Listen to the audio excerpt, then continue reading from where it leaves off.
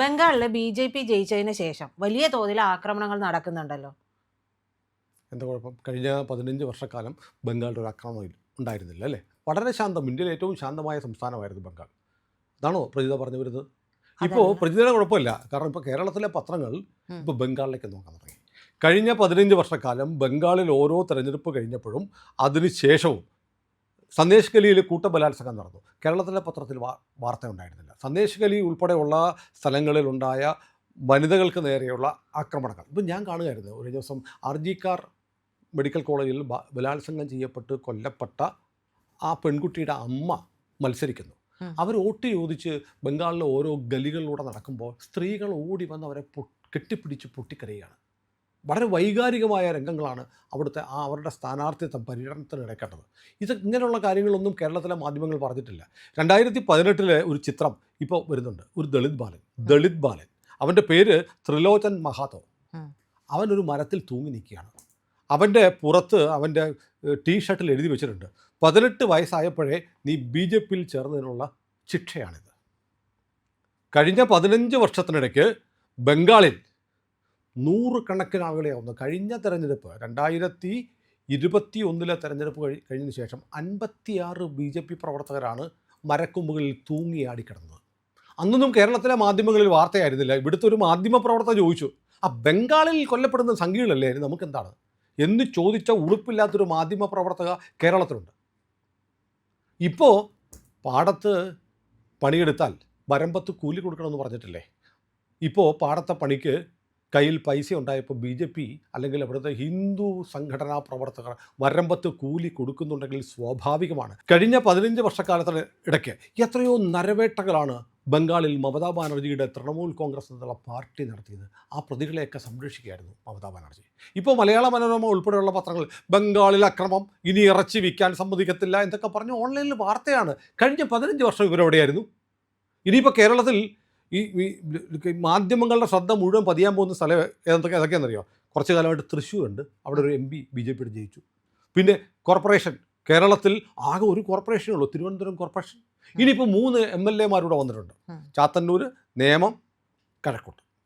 ഇങ്ങനെ 3 നിയമസഭാ മണ്ഡലങ്ങൾ വന്നിട്ട് കേരളത്തിൽ ആകെയുള്ള 3 നിയമസഭാ മണ്ഡലങ്ങൾ, ഒരു പാർലമെൻറ്റ് മണ്ഡലം, ഒരു കോർപ്പറേഷൻ. അവിടുത്തെ കുറ്റങ്ങൾ കണ്ടുപിടിക്കാൻ മൈക്രോസ്കോപ്പുമായിട്ട് നടക്കും എന്ന് പറയുന്നത് പോലെ കഴിഞ്ഞ 15 വർഷക്കാലം തിരിഞ്ഞു നോക്കാത്ത ബംഗാളിലേക്ക് കേരളത്തിലെ മാധ്യമങ്ങൾ പോകും, ഉറപ്പാണ്. പക്ഷേ സ്വാഭാവികമാണ്.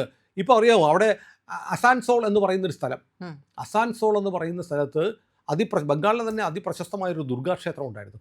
കഴിഞ്ഞ 15 വർഷം അടച്ചിട്ടിരിക്കുകയായിരുന്നു. എന്തിനാണെന്നറിയോ? മുസ്ലിങ്ങൾക്ക് ഇഷ്ടമല്ലെന്ന് ദേവീക്ഷേത്രം, ദുർഗാക്ഷേത്രം പ്രവർത്തിക്കുന്നത്. ഇന്നലെ വൈകിട്ട് തുറന്നു.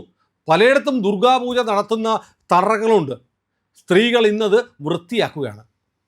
ബംഗാളിലെ ജനങ്ങൾ സർവാത്മന തെരുവിലിറങ്ങി അവർ ജയ് ശ്രീറാം വിളിക്കുകയാണ്. കാരണം കഴിഞ്ഞ 15 വർഷക്കാലം ഒരു ഇസ്ലാമിക ഖലീഫേറ്റിൻ്റെ കീഴിൽ അവർ നരകയാതന അനുഭവിച്ച മനുഷ്യർ എണീറ്റ് വരികയാണ്.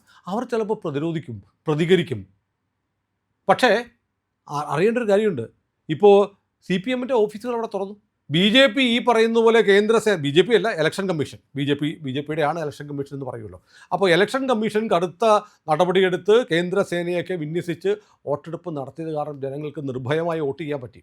അതുകൊണ്ട് CPM-നും കിട്ടി 2 എണ്ണം. കഴിഞ്ഞ പ്രാവശ്യം മൊട്ടയായിരുന്നു. CPM തിരിച്ചു വന്നുകൊണ്ടൊന്നുമില്ല, CPM പ്രവർത്തകർക്കും ഇറങ്ങി വോട്ട് ചോദിക്കാൻ പറ്റുന്ന സാഹചര്യമുണ്ടായി. അതാണ് ഏറ്റവും പ്രധാനപ്പെട്ടത്. ബംഗാൾ വളരെ പെട്ടെന്ന് ശാന്തമായി സമാധാനത്തിലേക്ക് തിരിച്ചു പോകും. പക്ഷേ അതിനു മുമ്പ് ഇത്ര കാലം അനുഭവിച്ച മനുഷ്യൻ ചിലപ്പോൾ ഒന്ന് തിരിഞ്ഞു നിൽക്കും. ഞാൻ കണ്ടിട്ടുണ്ട് ചിത്രങ്ങൾ, ചില മുസ്ലിം മേഖലയിലുള്ള ചില കടകൾ അടിച്ച് തകർക്കുന്നു. മുമ്പ് നേരെ തിരിച്ച് ചെയ്തിട്ടുണ്ട്. സർ, പക്ഷെ കണ്ണിന് പകരം കണ്ണ് എന്ന് പറയുന്ന രീതി ശരിയാണോ? അതെന്തറിയോ, ഞാൻ വലിയ അഹിംസാവാദിയാണ് പ്രജിത. ഞാൻ പ്രജിതയെ കൊല്ലാൻ വന്നാൽ പ്രജിത ചെറിയൊരു ഇടിയെങ്കിലും എനിക്ക് തരും. അവിടെ കഴിഞ്ഞ 15 വർഷക്കാലം അനുഭവിച്ച മനുഷ്യൻ്റെ ഒരു റിഫ്ലക്സ് ആക്ഷനാണ്. കണ്ണിന് കണ്ണ് ചിലപ്പോൾ വേണ്ടി വരുമെന്നേ. ഞാൻ അക്രമത്തെയൊന്നും പ്രോത്സാഹിപ്പിക്കുന്നില്ല. കാരണം അവിടെ നടന്നിരുന്നത് എന്താണ്, നമുക്ക് ലോകത്ത് ചിന്തിക്കാൻ പറ്റാത്ത തരത്തിലുള്ള അക്രമങ്ങൾ. മാരി ജാപ്പി ദ ബ്ലഡ് മൂൺ എന്ന് പറഞ്ഞൊരു വിഖ്യാതമായ പുസ്തകമുണ്ട്. മാരി ജാപ്പിയിൽ ബംഗ്ലാദേശിൽ നിന്ന് ഓടി വന്ന ദളിത് വിഭാഗത്തിൽപ്പെട്ട ആയിരക്കണക്കിന് ഹിന്ദുക്കളെ അവർ വന്ന് സുന്ദർബൻ പ്രദേശത്ത് താമസിച്ചപ്പോൾ CPM-ൻ്റെ ഗുണ്ടകളും പോലീസും ചേർന്ന് അവരെ വെടിവെച്ചും ചതുപ്പിലേക്ക് എറിഞ്ഞും കൊന്നു. ചതുപ്പിലെ മുതലകൾ കഴിച്ചു 3000 പേരാണ് കൊല്ലപ്പെട്ടത് ബംഗാളിൽ. നന്ദിഗ്രാമിലെ കൂട്ടക്കൊല. നമ്മൾ പറയുന്ന പോലെ കേരളത്തിൽ അവിടെ ഓരോ സ്ഥലത്തൊക്കെ നടക്കുന്ന ഒരു കത്തിക്കുത്തു പോലെയൊന്നുമല്ല ബംഗാൾ നടക്കുന്നത്. ബംഗാളിൽ ആസൂത്രിതമായ വംശഹത്യയാണ് എക്കാലത്തും നടത്തിയിട്ടുള്ളത്. CPM നടത്തിയിട്ടുണ്ട്. CPMൻ്റെ പക്കലുണ്ടായിരുന്ന മുസ്ലിം ഗുണ്ടകളെ ടേക്ക് ഓവർ ചെയ്ത മമത ചെയ്തിട്ടുണ്ട്. അപ്പോൾ അടിച്ചമർത്തപ്പെട്ട ഇന്ന് ഞാൻ കണ്ടു അവിടുത്തെ ഒരു ഗുണ്ട, തൃണമൂലിൻ്റെ ഗുണ്ട, അവൻ ഇലക്ഷന് തൊട്ട് മുമ്പ് വരെ അവിടുത്തെ ഹിന്ദു സംഘപ്രവർത്തകരെ, ഹിന്ദുക്കളുടെ വീട്ടിൽ ചെന്നിട്ട് എന്താ പറയുന്നത്? പുറത്തിറങ്ങരുത്, നിങ്ങൾ വീട്ടിൽ തന്നെ വോട്ട് ചെയ്യാതെ വീട്ടിൽ തന്നെ ഇരുന്നാൽ മധുരപലഹാരം തരും. പുറത്തിറങ്ങിയാൽ എന്തെങ്കിലും തെളിവായിട്ട് ചിലയിടത്തൊക്കെ റെയ്ഡ് ചെയ്തപ്പോൾ പിടിച്ചിട്ടുണ്ട്. ആയിരക്കണക്കിന് ആയുധങ്ങൾ, കത്തികൾ ഒക്കെ പിടിച്ചെടുത്തിരിക്കുക തൃണമൂൽ കോൺഗ്രസിൻ്റെ പ്രവർത്തകരുടെ വീട്ടിൽ നിന്ന്. ഒരു പക്ഷേ ഈ തെരഞ്ഞെടുപ്പിൽ കേന്ദ്രസേന ഇല്ലായിരുന്നെങ്കിൽ, ഇലക്ഷൻ കമ്മീഷൻ്റെ കടുത്ത നടപടി ഇല്ലായിരുന്നെങ്കിൽ ബംഗാളിൻ്റെ ചരിത്രത്തിലെ ഏറ്റവും വലിയ കൂട്ടക്കൊല നടക്കുമായിരുന്നു.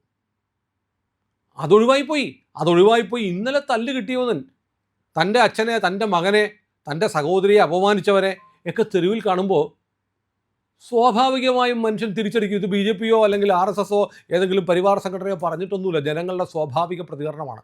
ഇപ്പം ആയിരക്കണക്കിന് സിഖുകാരെ കൊലപ്പെടുത്തിയപ്പോൾ എന്താണ് രാജീവ് ഗാന്ധി പറഞ്ഞത്? വൻമരങ്ങൾ വീഴുമ്പോൾ ചെറിയ ഭൂമി ഉലുക്കങ്ങളൊക്കെ ഉണ്ടാവും, അത്രയേ ഉള്ളൂ. കാരണം അവിടുത്തെ ജനം സഹിച്ചു. അവരെ ദ്രോഹിച്ചവനെ കയ്യിൽ കിട്ടിയാൽ, ഇപ്പം ഗുണ്ടകൾ വന്ന് ആക്രമിച്ചു കഴിഞ്ഞാൽ പോലീസ് ഗുണ്ടകളുടെ കൂടെയായിരുന്നു. ഞാൻ വീഡിയോ കണ്ടു, പോലീസ് സ്റ്റേഷനുകളിൽ പോലീസുകാർ നൃത്തം ചെയ്തു. കാരണം കഴിഞ്ഞ 15 വർഷത്തിനിടയ്ക്ക് പോലീസുകാർക്കും സ്വാതന്ത്ര്യം കിട്ടിയിരിക്കുന്നു. ബംഗാൾ അതുകൊണ്ട് വളരെ ശാന്തമായി പോവുകയാണ്. ബംഗാളിൽ വലിയ കലാപം ഉണ്ടാക്കാൻ ശ്രമിച്ചിരുന്ന ആളുകളെ കൈകാര്യം ചെയ്യുന്നത് ജനങ്ങളുടെ സ്വാഭാവിക പ്രതികരണമാണ്. കൂലി കൊടുത്തേ പറ്റുള്ളൂ. കാരണം അവിടെ ബംഗാളിൽ വന്ന് അവിടുത്തെ തദ്ദേശീയരായ ജനങ്ങളെ, ഹിന്ദുക്കളെ ഉപദ്രവിച്ചു കൊണ്ടിരുന്നത് ബംഗാളികളായിരുന്നില്ല, ബംഗ്ലാദേശികളായിരുന്നു. നമ്മുടെ രാജ്യക്കാർ പോലും അല്ലെന്നേ. അവരൊക്കെ നാളെ കിട്ടിക്കോട്ടെ എന്ന് തന്നെ എൻ്റെ അഭിപ്രായം. അപ്പോൾ കേരളത്തിലെ മാധ്യമങ്ങൾക്ക് ഇപ്പോഴാണ് തോന്നുന്നത് കഴിഞ്ഞ 15 വർഷക്കാലം എവിടെയായിരുന്നു? ഈ ചോദ്യത്തിന് ഉത്തരം പറയാതെ ബംഗാളിൽ ജനം BJPക്കാർ നിയമം കയ്യിലെടുക്കുന്നു എന്ന് പറഞ്ഞാൽ കണക്കായി പോയി എന്ന് പറയും. അത്രയേ ഉള്ളൂ. ബംഗാളിനെ തിരിച്ചു പിടിക്കും. ബംഗാൾ 9-ാം തീയതി ബ്രിഗേഡ് ഗ്രൗണ്ടിൽ സുവേന്ദു അധികാരി തന്നെയായിരിക്കും മുഖ്യമന്ത്രി എന്ന് ഞാൻ കരുതുന്നു. കാരണം ഇത്ര വലിയ വിജയം നേടിയെടുത്ത ഒരാളെ ഇടയ്ക്ക് വെച്ച് മാറ്റാനുള്ള തീരുമാനമൊന്നും BJP കേന്ദ്ര നേതൃത്വം എടുക്കില്ല എന്ന് കരുതുന്നു. കാരണം അങ്ങനെയാണ് അതിൻ്റെ രീതി. അങ്ങനെയാണ്. കാരണം പുലിയുടെ മടയെ പോയി തളച്ച് അടിച്ച് തലക്കടിച്ച് കൊന്നിട്ട് വന്നിരിക്കുക. 15,000 വോട്ടിനാണ് മമതയെ തോൽപ്പിച്ചത്.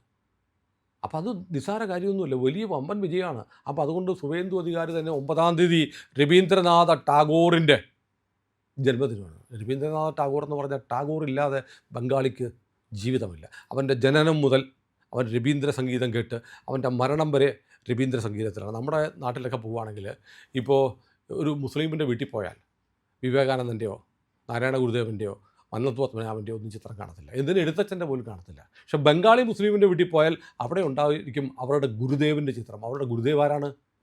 രവീന്ദ്ര ടാഗോറാണ്. ടാഗോർ ഇല്ലാതെ ബംഗാളിക്കൊരു ജീവിതമില്ല. ബംഗാളിൻ്റെ ചരിത്രം എന്ന് പറയുന്നത് വലിയൊരു സാംസ്കാരിക ചരിത്രമാണ്. ബംഗാളിൻ്റെ പാരമ്പര്യം കേരളത്തിൻ്റെ പാരമ്പര്യത്തെക്കാളൊക്കെ എത്രയോ മഹിതമായ പാരമ്പര്യമാണ് ബംഗാളിൻ്റെ സാംസ്കാരിക പാരമ്പര്യം. ആ സാംസ്കാരിക പാരമ്പര്യത്തിലേക്ക് ഇറങ്ങിച്ചെല്ലാതെ അവിടെ BJPക്ക് നിലനിൽക്കാൻ പറ്റില്ല. അത് വെച്ചിട്ടാണ് ഇത്ര കാലം മമത കളിച്ചിരുന്നത്. ജയ് ബംഗ്ല, ജയ് ശ്രീറാമിന് പകരമായി ജയ് ബംഗ്ല എന്ന് വിളിച്ചിരിക്കുന്നത്. നരേന്ദ്രമോദി അവിടെ ചെല്ലുമ്പോൾ ജയ് ശ്രീറാമൻ വിളിക്കുന്നതിന് മുമ്പ് മറ്റൊന്ന് വിളിക്കുമായിരുന്നു, ജയ് കാളി വിളിക്കുമായിരുന്നു. കാരണം ബംഗാളിൻ്റെ ജീവിതത്തിൽ വേർപിരിക്കാനാവാത്ത ഒന്നാണ് കാളി ദേവിയോടുള്ള ആരാധന. ആ കാളി ആരാധന തടഞ്ഞ സർക്കാരാണ്, ആ ദുർഗയുടെ ക്ഷേത്രം പൂട്ടിയ സർക്കാരാണ് അവിടെ ഉണ്ടായിരുന്നത്. അത് ആ അനീതിക്കൊക്കെ ജനം സ്വാഭാവികമായി പ്രതികരിക്കും. BJP ഒന്നുമല്ല, ജനത്തിൻ്റെ പ്രതികരണം സ്വാഭാവികമാണ്. ഇപ്പോൾ 15 വർഷം പ്രജിതനെ ഒരു വരയ്ക്കാത്തിട്ട് ഞാനങ്ങ് പൂട്ടിയിട്ടു. എന്നിട്ട് ഞാൻ ഒരു ദിവസം ലോക്ക് ബ്രേക്ക് ചെയ്ത് പ്രജിത പുറത്തിറങ്ങി വരുമ്പോൾ കൈ കിട്ടുന്ന ചുള്ളിക്കൊമ്പോണ്ടാണെങ്കിലും എൻ്റെ തലക്കെട്ടൊരു അടി തരാൻ നോക്കും. സ്വാഭാവികമാണ്. അപ്പോൾ അതിൻ്റെ പേരിൽ എന്തൊക്കെയാണെങ്കിലും ഈ കേരളത്തിലെ മാധ്യമങ്ങൾ ബംഗാൾ കാണുന്നുണ്ടല്ലോ എന്നെനിക്ക് വലിയ സന്തോഷമുണ്ട്. എന്നിട്ട് കുത്തിത്തിരിപ്പ് മനോരമ തുടങ്ങിയിരിക്കുകയാണ്. ഇനി ഇറച്ചി തിന്നാൻ സമ്മതിക്കത്തില്ല. അവിടെ ഒരു കാളീക്ഷേത്രമുണ്ട് കേട്ടോ, പ്രസിദ്ധമായ കാളീക്ഷേത്രം, അതിൻ്റെ പേര് ഞാൻ മറന്നുപോയി. അവിടെ നരേന്ദ്രമോദി പോയിരുന്നു. അവിടുത്തെ നേദ്യം മാംസമാണ്.